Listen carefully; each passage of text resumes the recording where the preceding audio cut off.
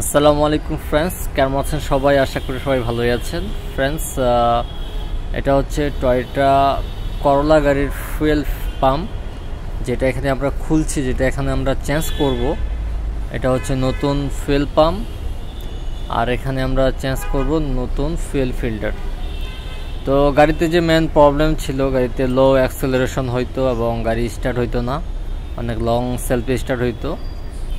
তো আমরা যখন চেক করলাম ফুলে ফুয়েল ফিল্টার এবং ইঞ্জেক্টরগুলো ভালো ছিল, ফুয়েল পাম্পের প্রেশার কম ছিল, যেটার কারণে গাড়ি দাঁড় করা অবস্থা অনেকক্ষণ রাখার পর সকালবেলা স্টার্টে লেট হয় এবং 2 ঘন্টা গাড়ি দাঁড় করে রাখলে পরে লং সেলফে গাড়ি স্টার্ট হইতো।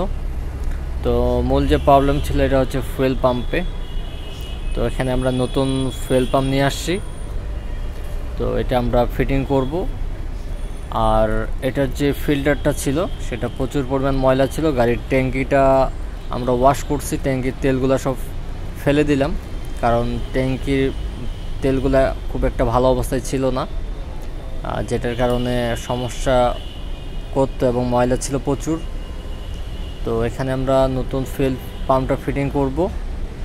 তো এটা কীভাবে ফিটিং হয় এবং ট্যাঙ্কিতে কীভাবে লাগাবো সব কিছু এই ভিডিওতে আপনাদেরকে দেখাবো। তো পুরো ভিডিওটি দেখতে থাকুন, আর ভিডিওটি ভালো লাগলে অবশ্যই লাইক দিবেন, আর যারা এখন চ্যানেলটিকে সাবস্ক্রাইব করেনি চ্যানেলটিকে সাবস্ক্রাইব করে নেবেন। তো অবশ্যই ভিডিওটা কেমন লাগলো কমেন্ট করে অবশ্যই জানাবেন।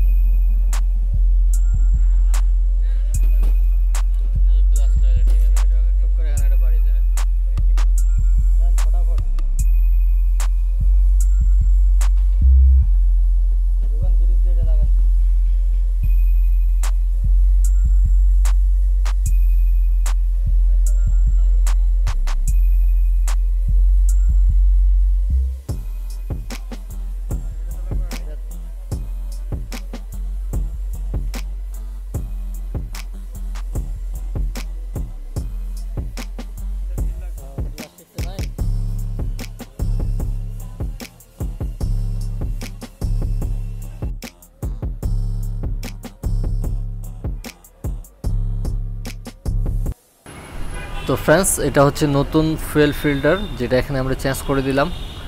পুরানাটাতে অনেক পরিমাণ ময়লা ছিল, জ্যাম হয়েছিল। তো এটা আমরা এখন চেঞ্জ করে দিচ্ছি এবং ফুয়েল পাম্পটা ফিটিং করতেছি। তো ভিডিওটি না টেনে পুরো ভিডিওটি দেখতে থাকুন, আর অবশ্যই সাবস্ক্রাইব করবেন এবং বেল আইকনে চাপ দিয়ে রাখবেন। যখন আমি নতুন ভিডিও ছাড়বো অবশ্যই আপনার কাছে নোটিফিকেশন চলে যাবে, যদি বেল আইকনে আপনারা চাপ দিয়ে রাখেন। তো ইনশাআল্লাহ এটা লাগার পর, ফুয়েল পাম্পটা লাগার পর ইনশাআল্লাহ গাড়ি আমাদের ভালো হয়ে যাবে আশা করি। তো পুরো ভিডিওটি দেখতে থাকুন।